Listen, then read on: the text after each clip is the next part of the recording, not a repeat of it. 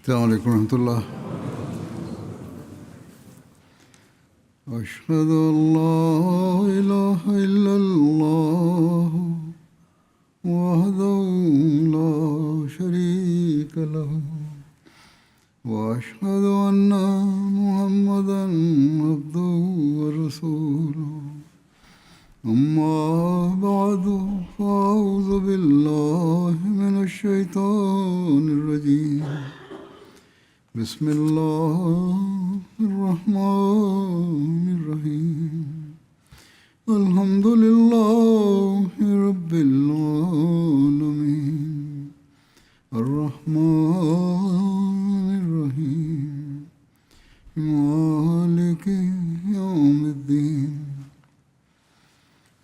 إياك نعبد وإياك نستعين اهدنا الصراط المستقيم صراط الذين أنعمت عليهم غير المغضوب عليهم ولا الضالين.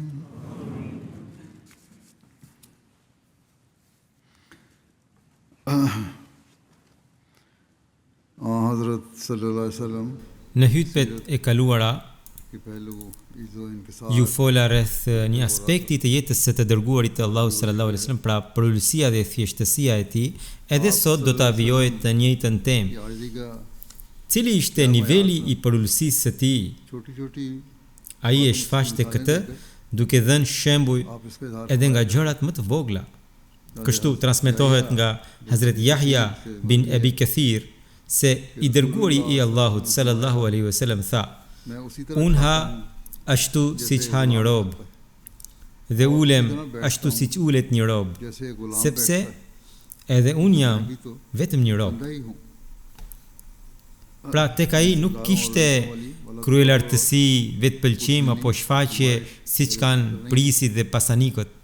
Po kështu, ka një transmetim tjetër, e ky transmetim është nga Hazret Enesi radiallahu anhu, i cili tregon se i dërguari i Allahut sallallahu alaihi wasallam kishte një deve me emrin Adba, dhe ajo ishte aq e shpejtë sa që asnjë deve nuk mund ta kalonte. Një beduin erdhi hipur mbi një deve të re dhe në garë ajo deve e kaloi Adban, pra deven e profetit. Kjo u erdhi shumë rënd muslimanëve që Adba mbeti mbrapa, ndërsa deveja e beduinit doli përpara, ose edhe nëse po dilte përpara, duhej të ndalonte, sepse ishte deveja e të dërguarit të Allahut sallallahu alaihi wasallam përpara. Sidoqoftë, lidhur me këtë sjellje të tyre, i dërguari i Allahut tha: "Është ligji i Allahut që çdo gjë që ai e ngre në këtë botë një ditë edhe e ul." Pra, si të thuash, profeti u tha: "Nuk ka asgjë për të zemëruar, për të shqetësuar. Këtë e bën vetë Allahu i lartësuar, gjërat ngrihen lart dhe pastaj edhe zbresin poshtë." Njerëzit e zakonshëm në rast të tillë mund të bëhen ziliqar, por para syve të profetit ishte gjithmonë qenia e Allahut të lartësuar dhe ai donte t'i tregonte botës vetëm e përsinë e tij. Me çfarë përulësia i tha se pse duhet të zemërohemi apo të shqetësohemi për këtë? Nuk ka nevojë, nuk ka asnjë arsye për këtë. Tha, në këtë mënyrë në fakt po shfaqet e përsia e Allahut të lartësuar.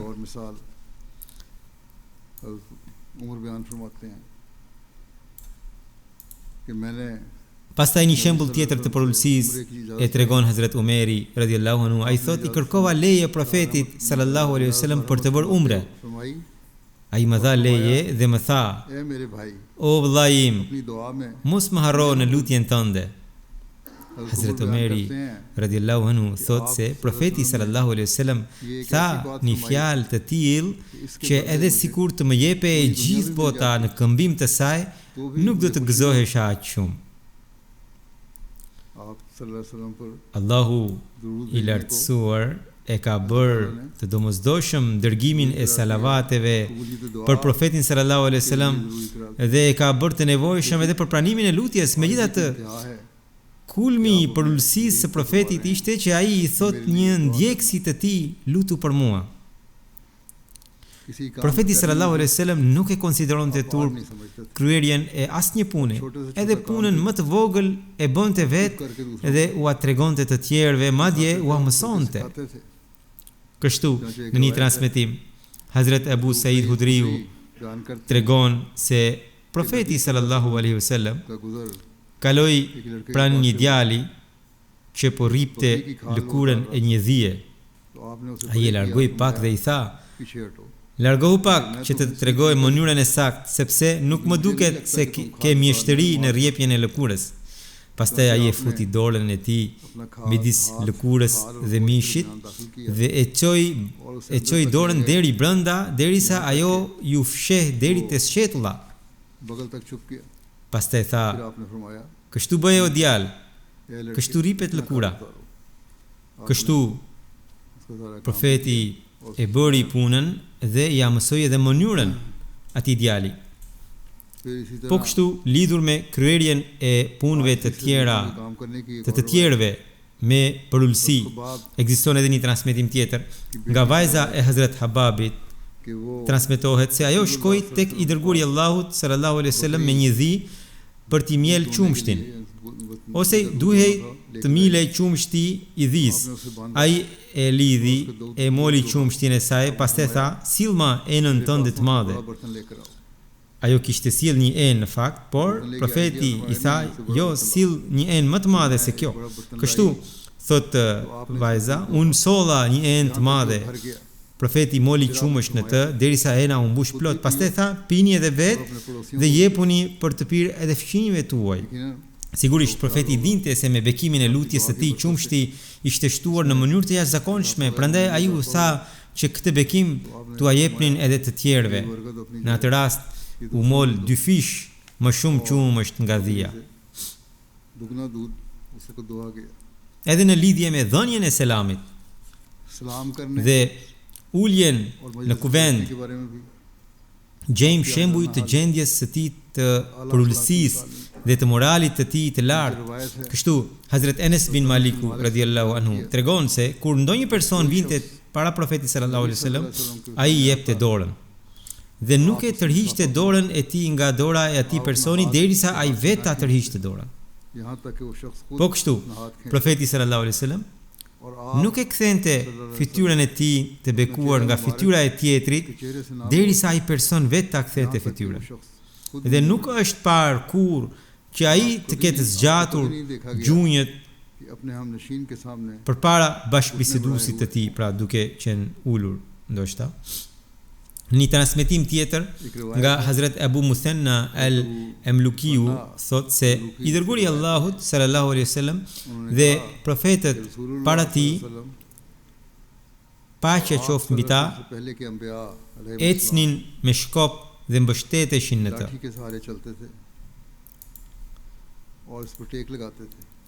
Ky shkop nuk përdorej për të imponuar frikë apo për të treguar madhështi, por si shenjë për ulësie dhe thjeshtësie para Allahut të lartësuar. Dhe për ulësia e të dërguarit të Allahut ishte më e madhe se e të gjithëve. Pastaj edhe këshillën për ulësi ai e jepte në mënyrë shumë të urtë. Kështu, në një transmetim, Ibn Hazmi tregon se para të dërguarit të Allahut sallallahu alaihi wasallam ndodhi një garë, krenarie dhe mburje midis pronarëve të deveve dhe atyre të dhive. Secila palë thoshte diçka për veten. Pronarët e deveve, pra ata që kishin më shumë dhi, thoshin: "Ne jemi më të mëdhenj se ju dhe pasuria jonë është më e gjerë", ndërsa pronarët e dhive thoshin: "Ne jemi më shumë." Atëherë i dërguari i Allahut sallallahu alaihi wasallam shkoi atje kur po bëhe kjo gardë dhe debat, tha: "Musa u dërgua si profet dhe ai kulloste dhi. Davudi u dërgua si profet dhe edhe ai kulloste dhi. Edhe unë jam dërguar si profet dhe unë gjithashtu kullosja dhit e familjes time në vendin e Gjad." Kështu ai u dha këshill edhe atyre që po mbureshin dhe njëkohësisht u dha zemër edhe atyre ndaj të cilëve po shfaqe krenaria. pra atyre që po konsideroheshin më të vegjël, pronarëve të deleve pra. Vendi e Gjihad që ai përmendi është një vend në Mekë afër Safas, e ky vend quhet edhe Gjihad. Tek I dërguari I Allahut sallallahu alaihi wasallam nuk kishte asnjë lloj mburje, edhe me të varfrit takohej me përulësi dhe u agëzonte zemrat. Kështu transmetohet nga Hazret Enes bin Maliku se ndër beduinët, pra ndër njerëzit e fshatit, ishte një burr me emrin Zahir. Ai sillte për të dërguarin e Allahut sallallahu alaihi wasallam dhurata nga fshati, gjëra të ndryshme që gjendeshin atje. Kur ai nisi për t'u kthyer, edhe I dërguari I Allahut sallallahu alaihi wasallam e përcillte duke I dhënë shumë mall e të mira. I dërguari I Allahut thoshte: Zahiri është miku ynë fshatar dhe ne jemi miqtë e tij qytetar. Një ditë ndodhi që Zahiri po shiste disa nga sendet e tij në treg. Kur profeti I nderuar sallallahu alaihi wasallam shkoi pranë tij dhe nga pas e përqafoi duke e mbështetur në kraharinë e tij, Hazret Zahiri nuk po e shihte dot se kush ishte dhe pyeti: "Kush është, më lësho?"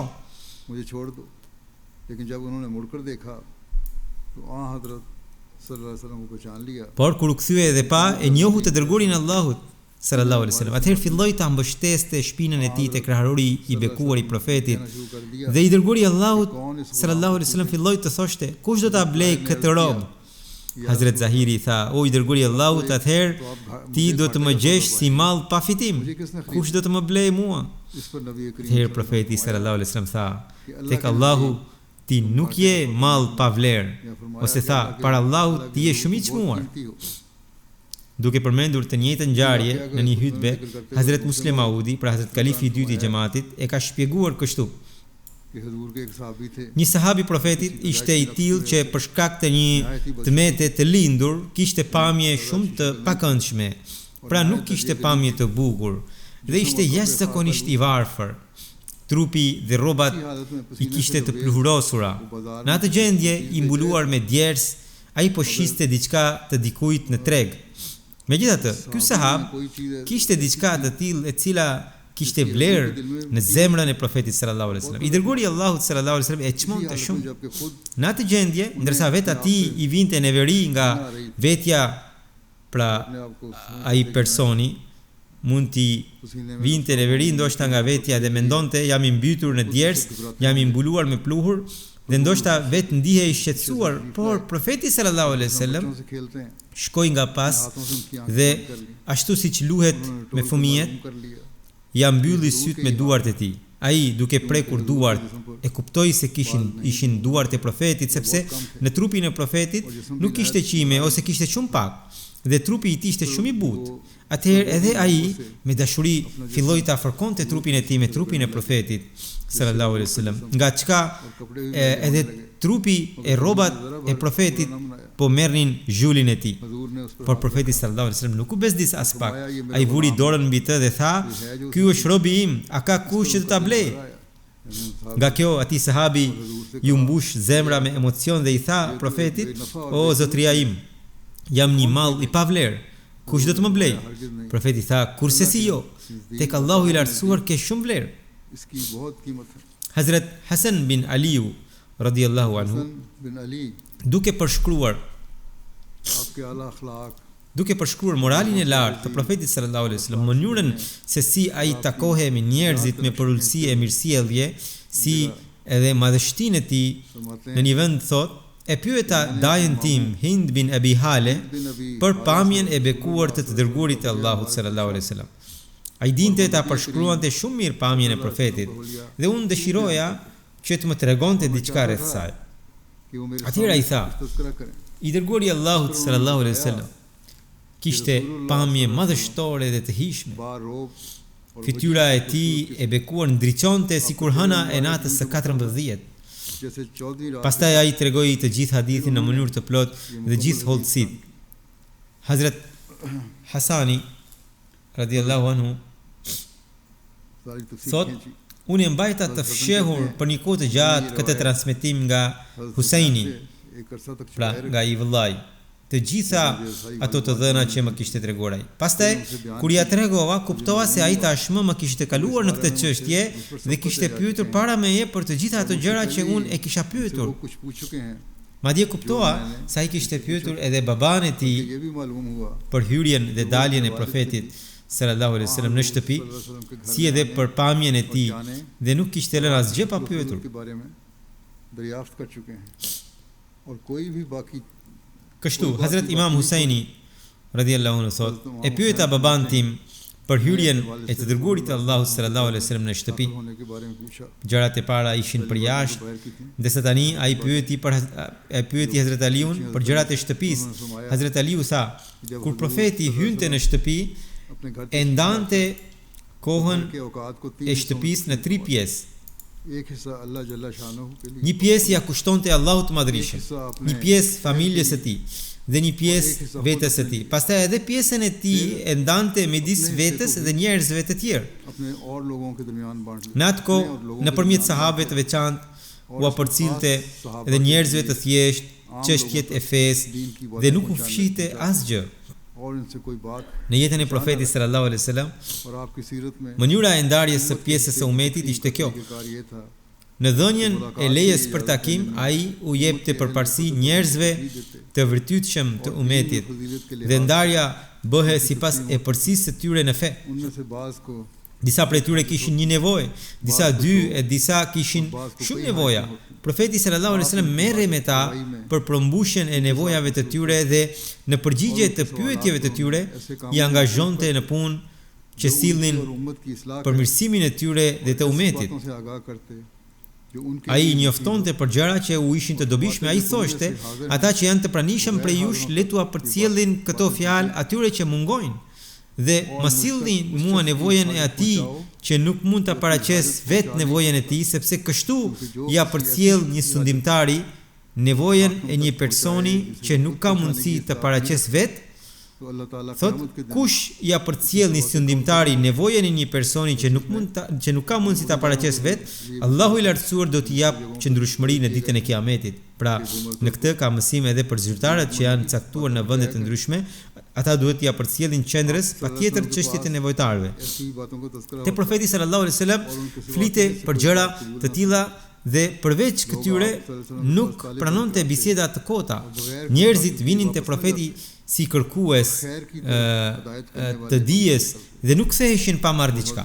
Ata dilnin prej tij si njerëz që udhëzonin të tjerët drejt së mirës. Pastaj Hazrat Imam Husaini e pyeti baban tim për daljen e profetit sallallahu alaihi wasallam nga shtëpia, se çfarë bënte ai gjatë kësaj kohe. Ai tha, i dërguari i Allahut sallallahu alaihi wasallam nuk fliste përveç se për çështje që kanë ndonjë qëllim. Ai i bashkonte zemrat e sahabëve dhe nuk i largonte prej vetes. Ai nderonte njeriu e respektuar të çdo populli dhe caktonte përgjegjës mbi ta. Ai i paralajmëronte njerëzit dhe ruhej prej tyre, por pa ndryshuar as pak buzëqeshjen dhe sjelljen e tij të mirë ndaj tyre. बगैर इनके इसके इनसे आपकी खंदर पेशानी और खुशखुल्की Pra, में कोई फर्क है Nëse यानी kishte ndonjë dyshim për dikë, profeti sallallahu alaihi wasallam i paralajmëronte të tjerët, por jo në një mënyrë që sjellja e tij ndaj atij personi të ndryshonte. नहीं कि उस Përkundrazi, ai sille me mirësjellje me çdo njeri. Po, aty ku konsiderohe, aty ku kërkohe kujdes, tregonte edhe kujdes. वहाँ पे से आदमी करते Ndër njerëzit që ai takohe, kishte edhe të tillë që mund të ishin të dyshimt. सहाबा पर नजर रखते और लोगों से लोगों के हवाल दरियाफ्त फरमाते Profeti sallallahu alaihi wasallam बात की तारीफ करते kujdese për sahabët e tij dhe pyeste njerëzit për gjendjen e njerëzve. Ai e lavdëronte të mirën dhe e forconte atë, ndërsa për të keqen tregonte se ishte e keqe dhe e dobësonte ndikimin e saj. वो बादा लोग गाफिल Ai ishte i matur në çdo çështje dhe i lirë nga çdo kundërthënie. के लिए तैयार रहते Ai nuk tregohej i pavëmendshëm që të mos ndodhte se edhe njerëzit të bëheshin të pavëmendshëm ose të lodheshin. Ai ishte i përgatitur për çdo situatë. उतना ही Ai nuk tërhiqe nga e drejta e tij dhe as nuk shkonte përtej asaj të drejtë, atë që ishte e drejtë, aq edhe bënte. Ata që ishin më afër tij ndër njerëzit, ishin njerëzit më të mirë. Tek ai më i vërtetshmi ishte ai që ishte më i përparuar në dashamirësi, në dëmshuri, dhe më i larti në grad tek profeti sallallahu alaihi wasallam ishte ai që ishte më i miri në dëmshuri dhe në ndihmë ndaj të tjerëve. Pra, më i larti në grad ishte tek profeti, ishte ai që tregonte dëmshuri ndaj njerëzve dhe i ndihmonte ata. Ai që ishte më i dalluari në këtë ishte më afër profetit sallallahu alaihi wasallam dhe profeti sallallahu alaihi wasallam e pëlqente atë. Hazrat Imam Husaini thot, pastaj pyeta për kuvendin e profetit sallallahu alaihi wasallam. Hazrat Aliu tha, profeti kur ngrihe dhe kur ulej përmendte Allahun. Kur shkonte tek ndonjë grup njerëzish, ulej aty ku mbaronte kuvendi dhe këtë gjë edhe e urdhëronte. Ai jepte çdo bashkëbiseduesi të drejtën e tij, aq sa askush nuk mendonte se dikush tjetër ishte më i nderuar se ai. Kushdo që e ulej pranë tij dhe i paraqiste në një nevojë, profeti qëndronte me të derisa ai vetë të ngrihej të largohej dhe kush kërkonte prej tij ndonjë nevojë, profeti nuk e kthente pa i dhënë diçka ose pa i folur me butësi. Pra, nëse dikush vinte me ndonjë nevojë, profeti i jepte diçka dhe nëse nuk mund t'i jepte, i përgjigje me butësi. Buzëqeshja, bujaria dhe morali i tij i bukur ishin për të gjithë. Ai ishte Pra profeti sallallahu alaihi wasallam ishte bërë si baba për ta. Për sa u përket të drejtave, të gjithë ishin të barabartë tek ai. Kuvendi i tij ishte kuvendi i dijes, i dinjitetit, durimit dhe jamanetit. Aty nuk ngriheqin zërat, nuk cenohe asgjë që meritonte respekt dhe nuk përmendeshin dobësitë e askujt. Të gjithë ishin të barabartë mes tyre dhe epërsia e tyre ndaj njëri tjetrit ishte vetëm për shkak të takvas, pra për shkak të druajtjes ndaj Zotit. Tani njerëzit përmendin dobësitë e njëri tjetrit, por në kuvendin e profetit një gjë e tillë nuk ndodhte kurrë. Ata silleshin me përullësi me njëri tjetrin, nderonin të madhin, mëshironin të voglin, i jepnin përparësi nevojtarit dhe kujdeseshin për të huajin. Hazrat Mesihu premtuar Islam thot, njerëzit që janë të tretur në kënaqësinë e Zotit, asnjëherë nuk synojnë ndonjë pozitë apo udhëheqje. Ata parapëlqejnë më shumë vetmin dhe kënaqësinë e adhurimit në veçim se sa këto grada. Por Allahu i lartësuar i nxjerr ata, duke i tërhequr vetë për përmirësimin e njerëzve dhe i dërgon me një mision. Edhe profeti ynë i nderuar, Hazrat Muhamedi sallallahu alaihi wasallam, qëndronte në shpellë dhe nuk dëshironte që dikush të dinte për të. Në fund Allahu i madhërisëm e nxori jashtë dhe ja ngarkoi përgjegjësinë e udhëzimit të botës. Te profeti sallallahu alaihi wasallam vinin mira poet dhe recitonin poezinë e lavdërimit të tij, por e mallkuar është ajo zemër që mendon se profeti sallallahu alaihi wasallam të fryhe nga lavdërimit e tyre. Ai i konsideronte ato si krimba të ngordhur. Lavdërimi i vërtet është ai që Zoti e bën nga qielli. Të dashurit e Zotit janë të zhytur në dashurinë e qenies hyrore. Ata nuk kujdesen për lavdërimin e botës. Pra kjo është një pozitë e tillë që Zoti i lavdëron ata nga qielli dhe nga arshi. Pastaj Hazrat Mesihu premtuar selam thot, një i krishter shkoi te profeti sallallahu alaihi wasallam. Dhe profeti ynë sallallahu alaihi wasallam e nderoi dhe priti me shumë përzemërsi. Ai ishte shumë i uritur. Profeti i dha të hante mirë derisa u ngop. Natën profeti sallallahu alaihi wasallam i dha edhe jorganin e tij. Kur ai fjeti, pra mysafiri fjeti ju shfaq një diare shumë e fortë, aq sa nuk mundi ta ndalonte dhe ndoti jorganin. Në mëngjes mendoi se duke parë gjendjen e tij njerëzit do të ndjenin e veri nga turpi, doli dhe u largua. Kur njerëzit pan, i than profetit, ai krishteri e ka ndotur jorganin, ka pasur diare në të. Profeti i tha, ma jepni mua që ta pastroj. Njerëzit thanë, o profet, pse të mundohesh ti? Ne jemi të pranishëm, ne do ta pastrojmë. Profeti tha, ai ishte mysafiri im, prandaj kjo është puna ime. Pastaj u ngrit, kërkoi ujë dhe filloi ta pastronte vetë. Me përullësi të jashtëzakonshme pastroi pa pastërtinë e mysafirit të tij. Kur ai krishter kishte shkuar disa milje larg, ju kujtua se kryqin prej ari që kishte me vete e kishte harruar mbi shtrat. U kthye.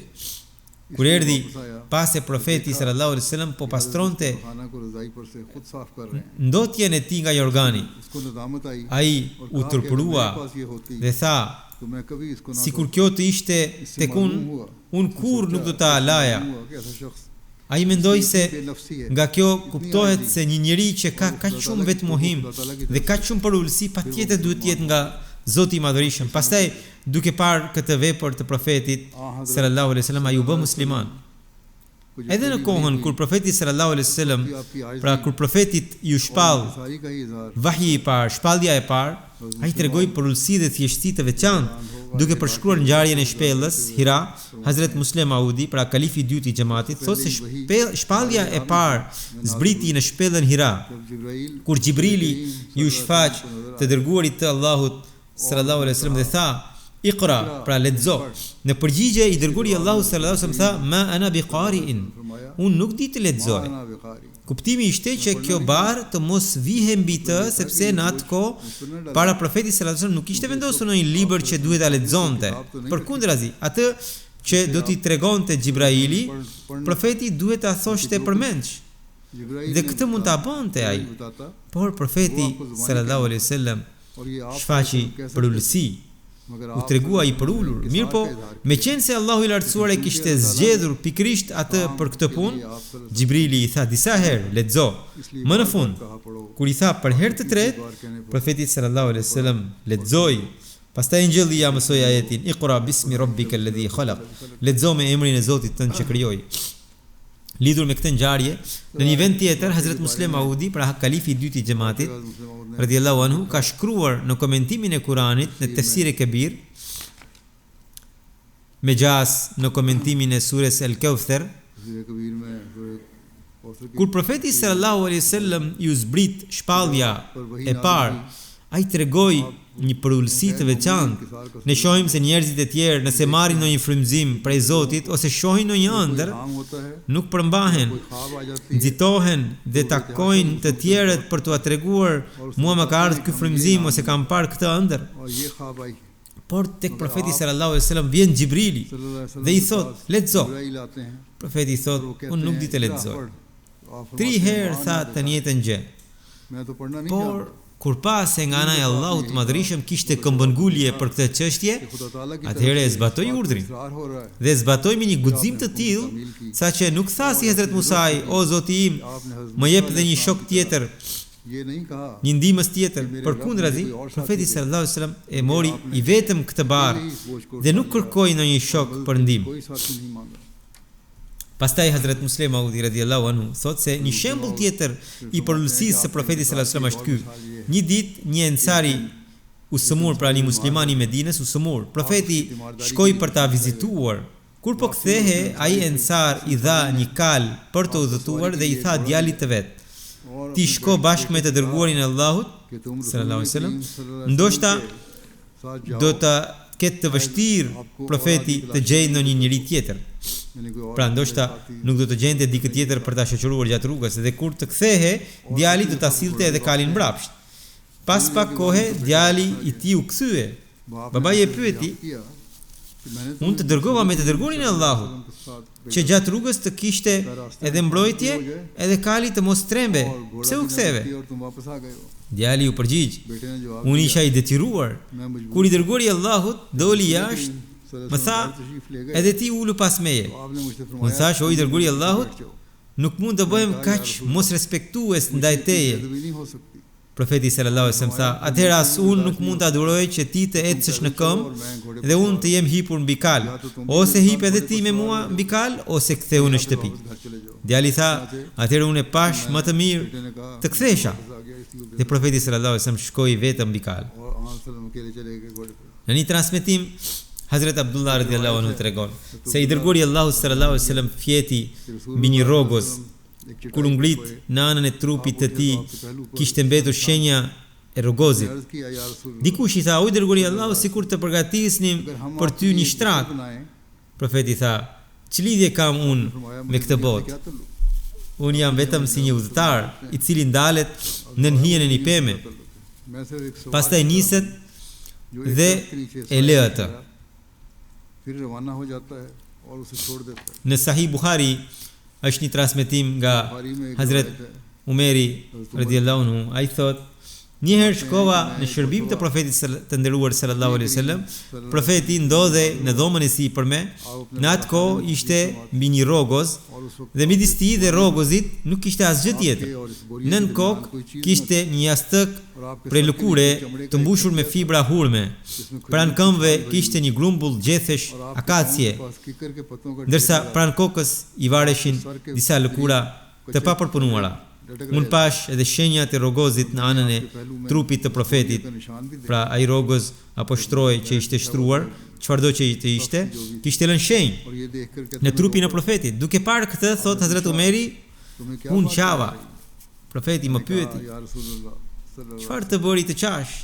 Unë thash: o i dërguari i Allahut, Kisra dhe Cezari janë në atë rehati ku janë, ndërsa ti je i dërguari i Allahut. Profeti sallallahu alaihi wasallam tha: a nuk je i kënaqur që për ata të jetë bota, ndërsa për ne të jetë ahireti? Duke përshkruar po këtë ngjarje, Hazrat Mesihu premtuar alayhis salam thot: gjendja e profetit sallallahu alaihi wasallam në lidhje me përfitimet e kësaj bote ishte e tillë që një herë Hazrat Omeri shkoi për ta takuar. Ai kërkoi leje duke dërguar një djalë. Profeti sallallahu alaihi wasallam ishte shtrirë mbi një rrogoz prej gjethe hurme. Kur Hazrat Omeri hyri brenda, profeti sallallahu alaihi wasallam u çua dhe u ul. Hazrat Omeri pa se dhoma ishte krejt e zbrast dhe nuk kishte asnjë send zbukurimi. Në një gosht vare një shpatë, ose ishte vetëm ai rrogoz mbi të cilin profeti sallallahu alaihi wasallam ishte shtrirë dhe shenjat e tij ishin formuar në shpinën e bekuar të profetit. Duke parë këtë, Hazrat Omeri filloi të qante: o Umer, çfarë të bëri të qash? Po, e pyeti profeti sallallahu alaihi wasallam. Omeri radhiyallahu anhu sa: Kisra dhe Cezari kanë mjetet e rehatis, ndërsa ti, që je i dërguari i Zotit dhe mbreti të dy botëve, jeton në këtë gjendje? Profeti sallallahu alaihi wasallam tha: o Umer, çfarë lidhje kam unë me botën? Unë jetoj si ai udhëtari që i hipur mbi deve shkon drejt vend mbaritjes së tij. Rruga është në përshkretëtir dhe për shkak të nxehtësisë së fortë, kur sheh një pemë, pushon pak në hijen e saj dhe sapo i thahet pak djersa, niset përsëri. Edhe me njerëzit me sjellje të keqe, profeti sallallahu alaihi wasallam gjithmonë sillej me moralin më të lartë të butësisë dhe të përulësisë. Transmetohet nga Hazrat Abu Huraira radhiyallahu anhu se një burr erdhi tek i dërguari i Allahut sallallahu alaihi wasallam dhe kërkoi të drejtën e tij duke folur me ton të ashpër. Sahabët e nderuar u zemëruan me të. Por i dërguari i Allahut tha: lëreni, sepse ai që ka një të drejtë ta thot fjalën e tij. Sepse, pra, sidoqoftë duhej t'i jepe e drejta që i takonte. Ai kishte të drejtë të fliste për këtë. Pastaj profeti tha: blini një deve dhe jepjani atij. Pra atij që kishte ardhur për të kërkuar borxhin, t'i blihe një deve dhe t'i jepe. Sahabët thanë: nuk po gjejmë deve të barabartë me atë që është borxhi, po gjejmë vetëm deve më të mirë dhe më të shtrenjtë se ajo. Atëherë profeti tha: blijeni atë dhe jepjani, sepse më i miri prej jush është ai që është më i mirë në shlyerjen e borxhit. Tani këtu në disa grindje që ndodhin, njerëzit nuk japin as borxhin që duhet të japin, madje grinden dhe thonë që edhe nga ai borxh duhet të bëhet zbritje. Nëse i kuptojmë këto këshilla të profetit, shumë nga grindjet tona do të marrin fund. Po kështu, një ngjarje tjetër e përulësisë së profetit sallallahu alaihi wasallam gjendet në këtë mënyrë.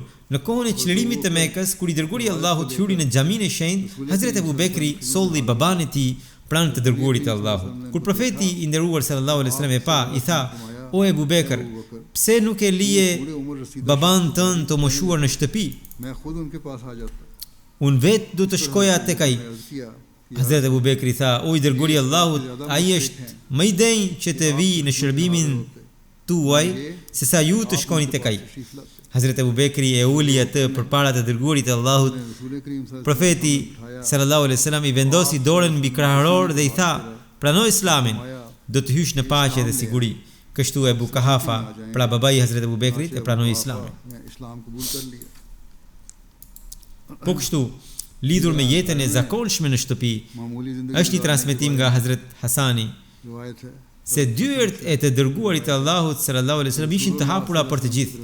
As nuk qëndronte në një roje dere për ta, as nuk i paraqiteshin në mëngjes e në mbrëmje ushqime në enë të mëdha e madhështore. Pra nuk i afroheshin ushqime luksoze. Kushdo që dëshironte të takohej me të dërguarin e Allahut, mund të atakonte lehtësisht. Profeti sallallahu alaihi wasallam ule në tokë dhe edhe ushqimin e vendoste në tokë. Vishte rroba të thjeshta e të trasha, hipte dhe mbi gomar, i ulte njerëzit pas vetës në kafshën e udhëtimit dhe pas ushqimit i lëpinte gishtat, domethënë i pastronte. Edhe për lëpirjen e gishtave ka një hadith në Buhari ku Profeti Muhammed sallallahu alaihi wasallam ka thënë se pas ushqimit, para se të pastrohen duart, pra para se të lahen, njeriu duhet t'i lëpi gishtat. Lidhur me këtë hadith, në shpjegimin e Buhariut, Hazret Zainul Abidin Valiullah Shah sahib ka shkruar një shënim.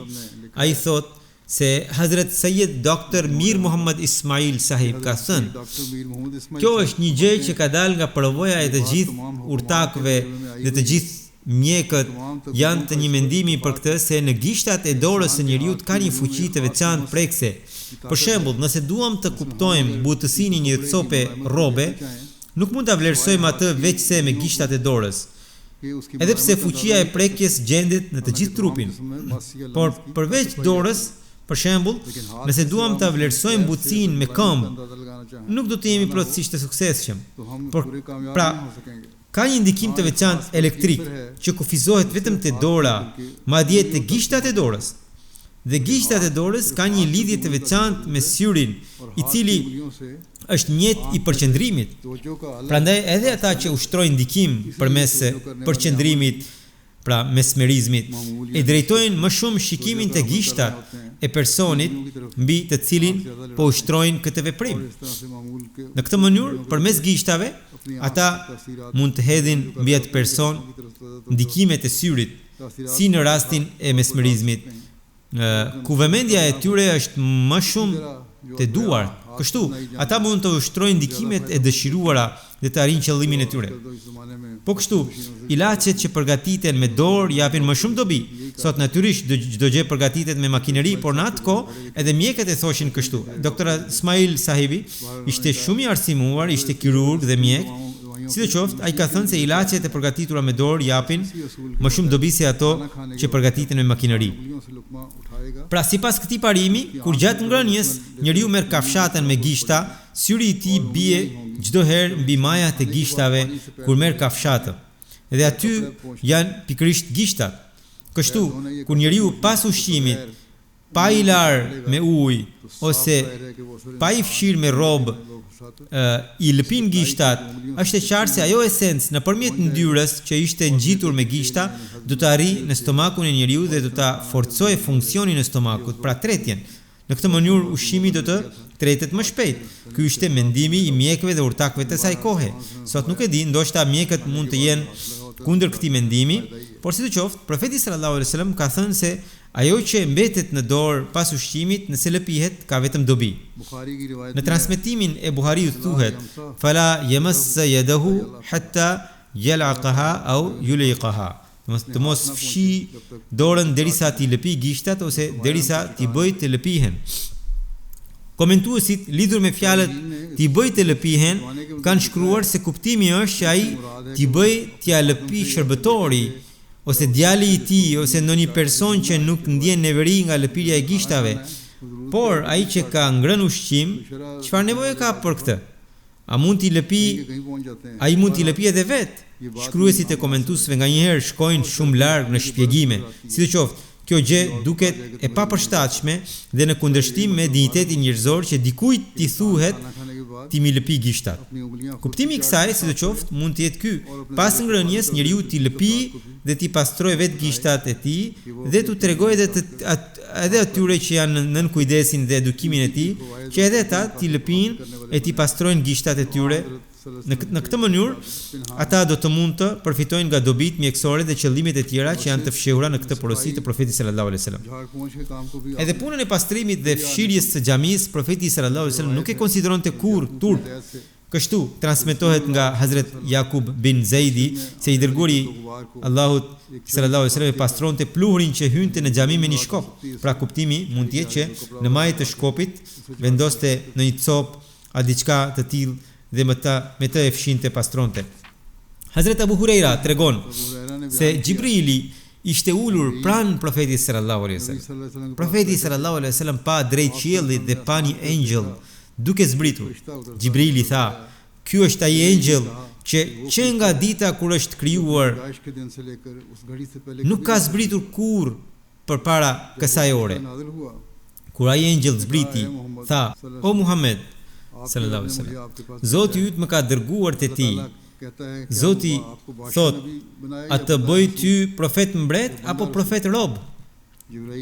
Gjibrili tha: "O Muhammed sallallahu alaihi wasallam, zgjidh për ulësinë për hir të Zotit tënd." Atëherë profeti sallallahu alaihi wasallam tha: "Le të më caktoj si rob të dërguar."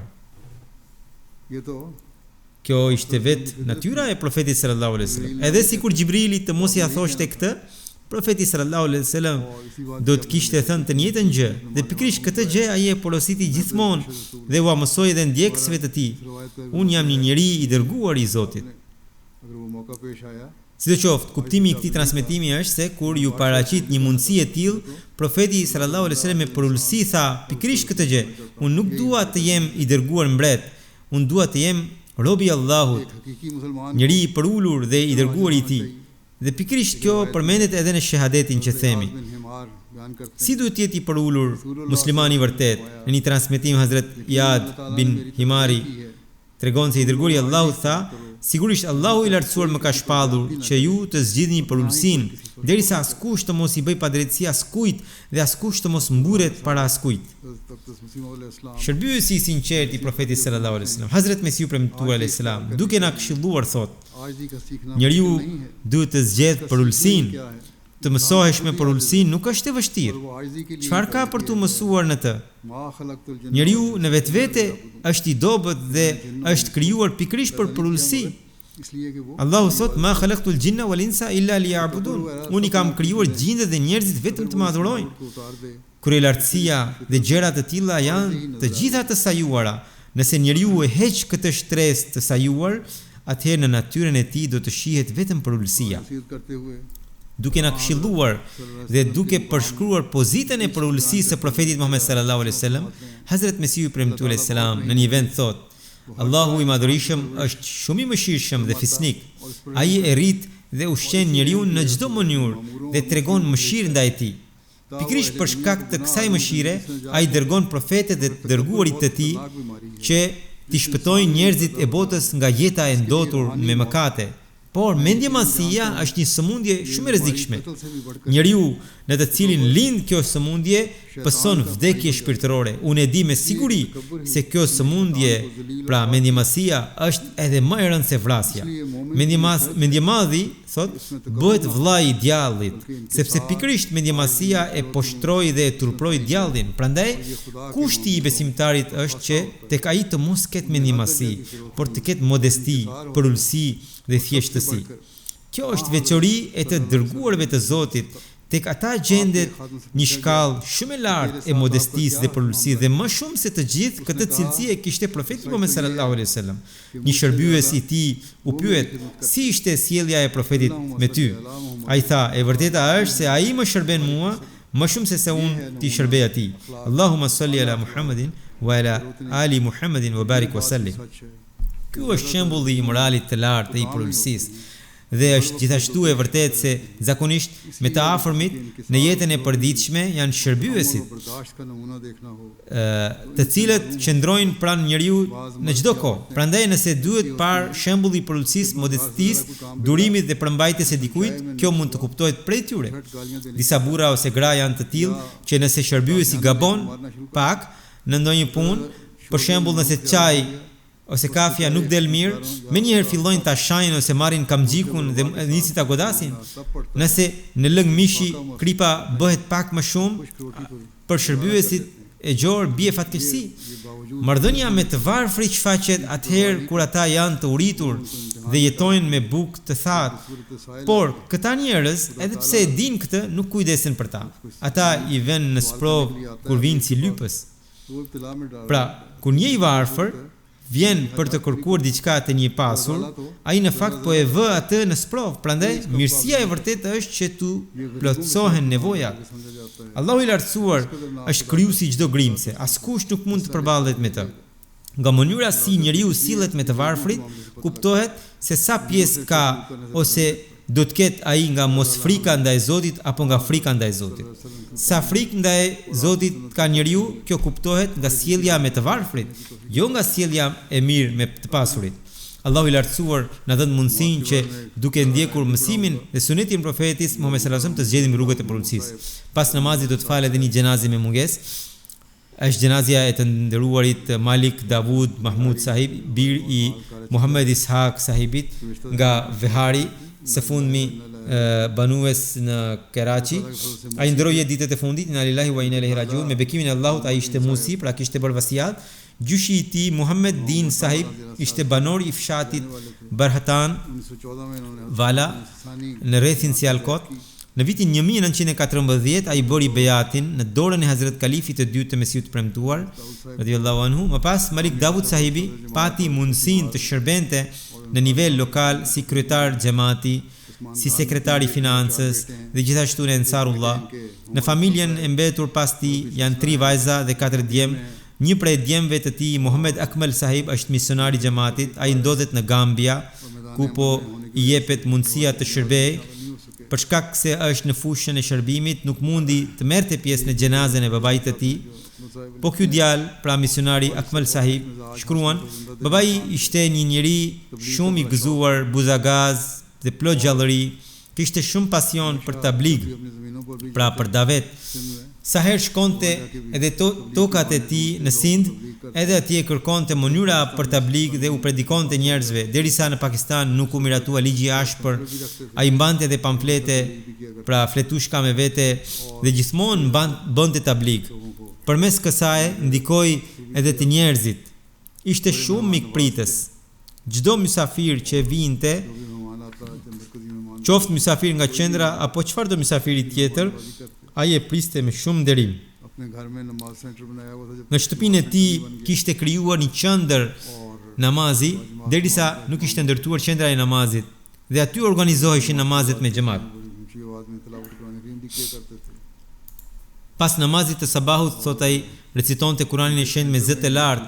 Në qendrën e tij vinin edhe njerëz nga xhamatet e tjera për të falur xhuman.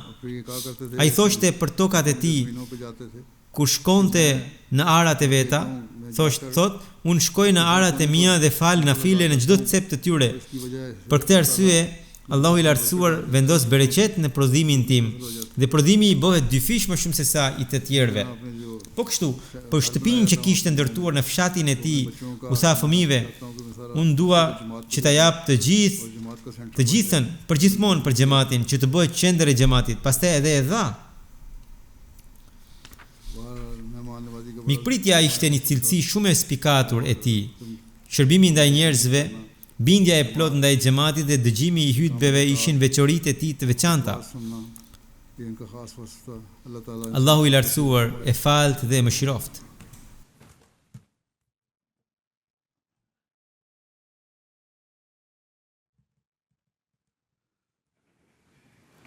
Alhamdulillah, nahmaduhu wa nasta'inuhu wa nastaghfiruhu wa nu'minu bihi wa natawakkalu alayhi.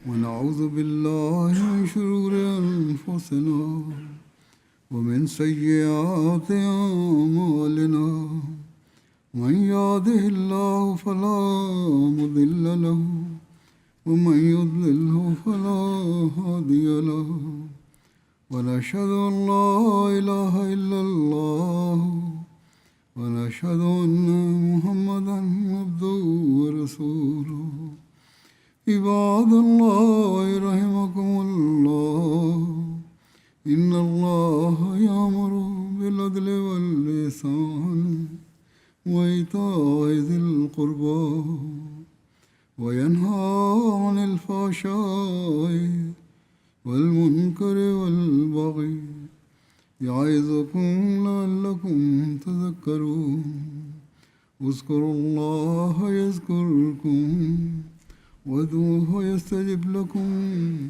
ولذكر الله أكبر